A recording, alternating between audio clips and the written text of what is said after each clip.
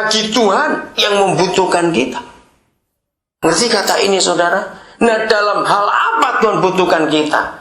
Ayo di 2009 ini konsep kita jadi Kristen itu berubah. Kita buka Yohanes pasal 14 ayat 12. Betapa Tuhan memerlukan kita.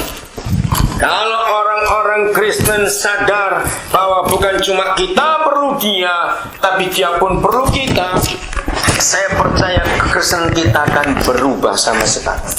Sikap kita akan berubah. Kenapa? Karena itu hal yang luar biasa. Waktu tanggal 26 Desember pagi, kami masih ada di Sydney. Istri saya lihat CNN pas hari itu live pagi. Ya, misa Natal di Roma, di Vatikan. Ada yang lihat itu? Coba saudara perhatikan.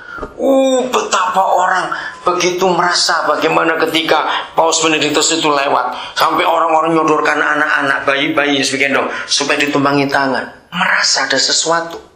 Nah, begitu pula dalam kehidupan kita sebagai gereja. Mari kita lihat. Sudah?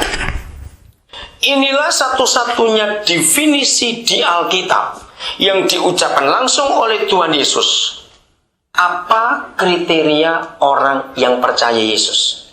Lagi sekali, inilah satu-satunya definisi di Alkitab yang langsung dikatakan oleh Tuhan Yesus. Apa kriteria seorang yang percaya dia?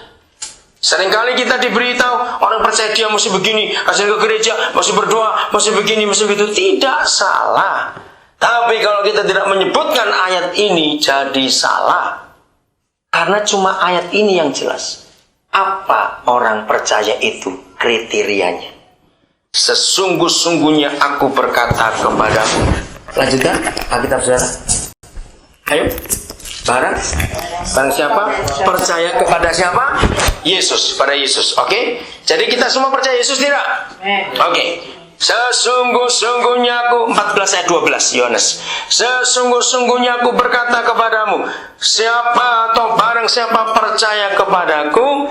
Ayo kita baca bareng-bareng kalimat berikut. 1, 2, 3. Ia akan melakukan juga yang kulakukan. Stop. Koma bukan? Koma. Oke. Simple. Untuk mengerti firman ini, saudara nggak perlu sekolah teologi, kelamaan 4 tahun. Ini gampang dimengerti. Barang siapa percaya kepadaku, sesungguhnya ia juga akan melakukan pekerjaan-pekerjaan yang aku lakukan. Berarti siapa butuh siapa? Nah, coba jawab. Jadi siapa butuh siapa kalau kita lihat ayat ini? Tuhan perlu kita, dia butuh kita. Untuk apa? Melakukan juga yang dia pernah lakukan. Oke, saya minta 5 orang menyebut. Siapa saja? Harus 1 orang 1 ya. Yesus pernah buat apa? Siapa? Cepat. Apa? Menyembuhkan orang sakit. 1. Nomor 2 siapa? Yesus pernah buat apa? Cepat ayo. Apa? Merubah air jadi anggur. Oke. Nomor 3 siapa? Memberi makan. Oke.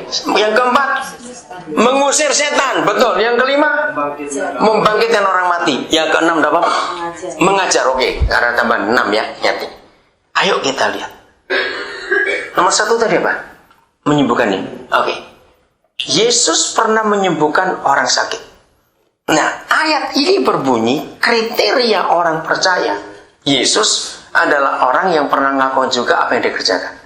Nah, nggak usah angkat tangan, nggak usah dijawab, dalam hati saja. Siapa yang sudah sekian tahun jadi Kristen belum pernah menyembuhkan orang sakit? Dia mati dalam hati, nggak usah jawab. Ngerti maksud ini? Berarti kita sudah termasuk golongan orang percaya dia belum? Kalau kita nggak melakukan, dia lakukan. Belum bukan? Nah, saya akan ajak saudara melihat kebalikannya. Kalau kita belum pernah menyembuhkan orang sakit, kita pasti sering nyakiti orang sehat. Loh, kan begitu artinya. Jawab baik-baik. Nggak usah ragu-ragu, jangan tersinggung. Jawab iya atau tidak.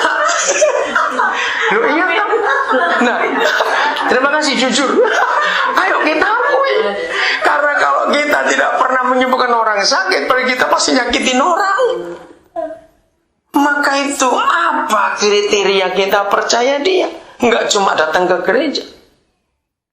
Untuk menyembuhkan orang sakit pun kita nggak perlu kuliah teologi dulu. Saudara, dalam Kisah Rasul pasal 4, luar biasa. Coba baca ayat 13. Hari itu ada sidang dari mahkamah agama yang disidang 2 orang murid Yesus namanya Petrus dan Yohanes. Gara-gara menyembuhkan orang lumpuh di pintu gerbang Elok. Jadi masalah besar. Apa yang dia katakan dalam sidang itu? Coba salah seorang baca. Keberanian Petrus dan Yohanes. Garis bawahi. Melihat apanya Petrus dan Yohanes? Keberanian. Their boldness. Berani. Terus? Dan mengetahui. Nah, ini penting. Mereka mengetahui. Terus? Bahwa keduanya orang biasa yang tidak terpelajar. Oh, sangat gak enak kata itu. Dan? Terus? Orang biasa yang tidak terpelajar. Heranlah mereka. Nah, ini. Terus kalimat ini penting. Dan mereka mengenal keduanya sebagai pengikut Yesus. Nah, ini yang penting. Tidak mengenal anggota gereja mana tidak perlu. Yang diperlukan keduanya pengikut Yesus. Dan kalau pengikut Yesus pasti mengerjakan yang Yesus kerjakan. Yesus menyembuhkan orang sakit, mereka dua menyembuhkan orang sakit. Jelas statusnya orang biasa tak terpelajar. Pak Madi, bahasa Inggrisnya apa Pak Madi? Itu Dick Bibles? Bukan. Terjemahan apa Pak Madi? Dix? Bukan. Oh, NIV, oke. Lihat ayat 13. Silakan, baca lengkap. Ya. When they saw the courage of Peter and John and realized that they were unschooled, unschooled lagi. Terus? Ordinary man, ya. They were astonished and they took note that this man had been with Jesus. Nah, luar biasa. Simpel bukan? Unschooled, tak terpelajar. Ayo jujur, berapa banyak orang lulusan teologi nggak berani menyembuhkan orang, takut mati nanti orang itu.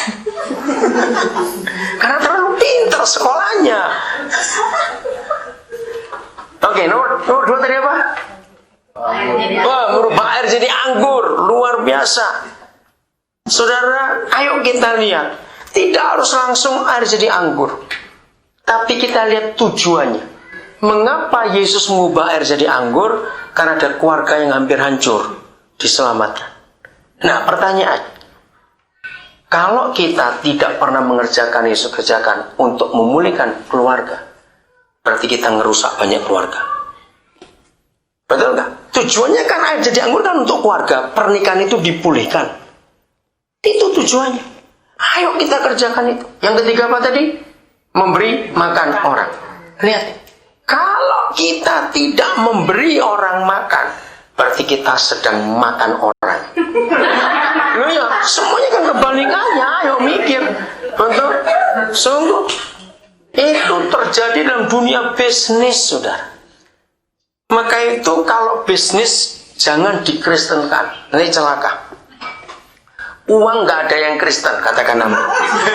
Betul? Bisnis harus bisnis. Jangan pakai kata gereja, pelayanan, jangan. Nanti jadi rusak. Karena bisnis itu, walaupun yang punya pendeta, tetap harus makan orang lain. Karena saingan kok. Dalam dunia bisnis, saingan itu harus, bukan cuma wajar, itu harus bersaing itu. Bukankah kata bersaing itu makan orang? Loh, kok nggak jawab? Ya kan itu artinya bukan, itu nggak dosa. Dan itu memang hukumnya. Maka itu kapan terakhir kali kita memberi orang makan? Diam, jangan jawab dalam mulut, dalam hati aja. Kapan terakhir kali kita memberi orang makan? Nggak harus kirim nasi, kirim roti, tidak. Menyekolahkan orang, mintarkan orang. Itu kita memberi kail buat orang itu. Dan mereka bisa makan. Nomor 4, yang ingat dari sini tadi, mengusir setan. Kapan terakhir kali kita ngusir setan? Sebab kalau gereja tidak pernah ngusir setan, kita yang diusir setan. Cara itu baik-baik. Wah, celaka sekali kalau kita yang diusir setan. Loh, kenyataan. Ingat anak-anak Skewa itu di Kisah 16 diusir setan mereka. Loh, maka itu betapa celakanya kita kalau kita nggak tahu bahwa dia membutuhkan kita. Yang keberapa tadi itu? Keempat. Yang kelima apa tadi? Mengajar. Iya. Yang kelima, mengajar.